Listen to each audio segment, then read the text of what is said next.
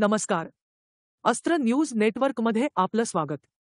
पाहूया आताची महत्त्वाची बातमी. इराणच्या अण्वस्त्र निर्मिती स्थळांवर हल्ला केल्याबद्दल इस्रायलचे पंतप्रधान बेंजामिन नेतान्याहूंनी अमेरिकेचे अध्यक्ष डोनाल्ड ट्रम्प यांचे आभार मानले आहेत. सामर्थ्याच्या माध्यमातूनच शांतता निर्माण होते, अशी प्रतिक्रिया नेतान्याहू यांनी या हल्ल्यानंतर दिली. ऑपरेशन रायझिंग लायनच्या माध्यमातून इस्रायलनं आश्चर्यकारक गोष्टी केल्या. मात्र इराणच्या अण्वस्त्र निर्मितीविरुद्धच्या कारवाईत अमेरिका खरोखरच अतुलनीय ठरली आहे. पृथ्वीवरील इतर कोणताही देश करू शकला नाही अशी कारवाई त्यांनी केली आहे, असं सांगत त्यांनी अमेरिकी सैन्याचं कौतुक केलं आहे.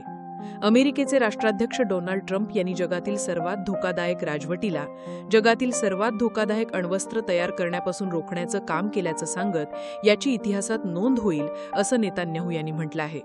आज ट्रम्प त्यांच्या नेतृत्वानं एक वेगळा अध्याय सुरू केला, हे पश्चिम आशिया आणि त्या पलीकडे समृद्धी आणि शांततेकडे नेण्यासाठी मदत करू शकतो, असा विश्वास नेतान्याहू यांनी व्यक्त केला आहे.